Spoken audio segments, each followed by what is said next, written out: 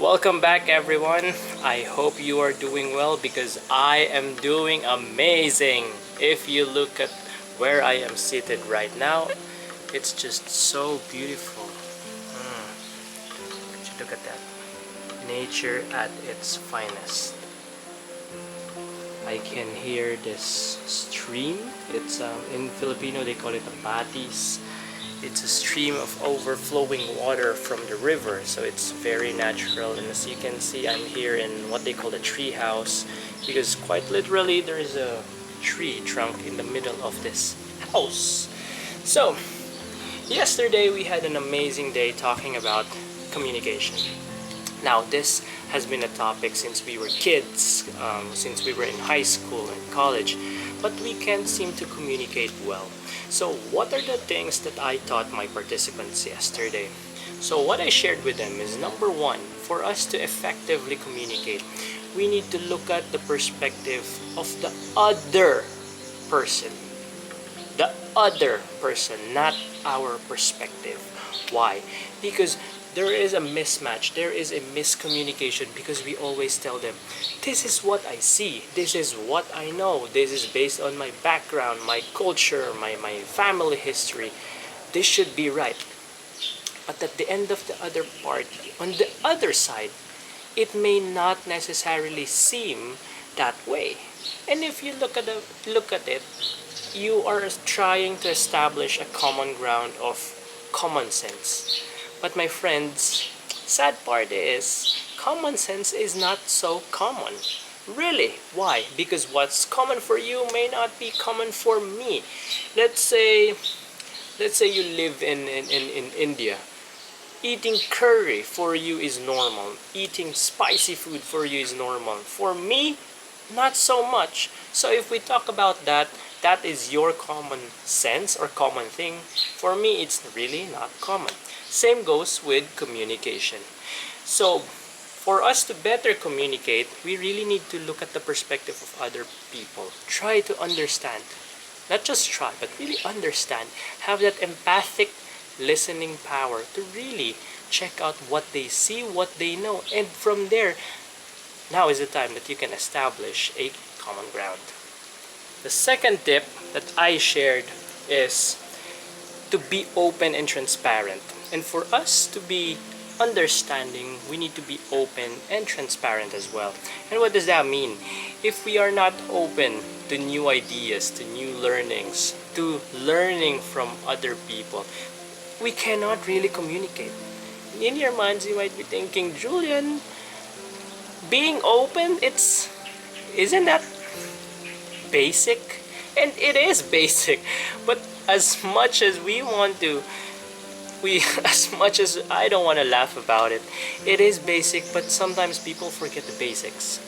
If we just put that simple concept into the test of being open and transparent, things will go a long way. Obviously, you don't know what I'm saying, but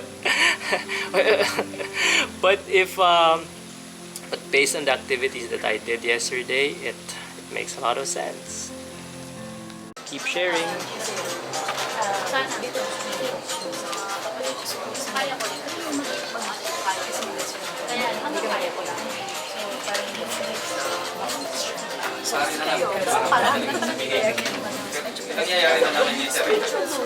Partner A, wrap up. 1 more minute for partner A. Ayun lang. Sobrang bagay inom-inom. Kailangan maselfie. Okay. Tapos yung Partner A, begin finishing up. siguro naman yung uniform baka siguro baka sila ay patuloy ngayon. And Dati parang switch. ba yung mga blouse. Basta na. Tama. Tapos, body maintenance. Gusto ko sa sarili kong car. Kulay red yan. Red color. Favorite color? Yes. Red. Tapos money siya. Relationship. More on friends to sa Sa finance, more ipon. Sa relationships, sa friends and families. recreation, more books, more to, you know, to recreate myself. Gusto ko kasi mag-try on Forex since si Jowa kasi nag-Forex. So gusto ko rin matutunan sana habang nag-work. Para diba? Relationship. Gusto kasi magkaanak na ng boy with sana kung Wait, jowa. Jowa. Paano ka naman kakaanak nung wala akong jowa? Hindi siya updated tsaka relationship.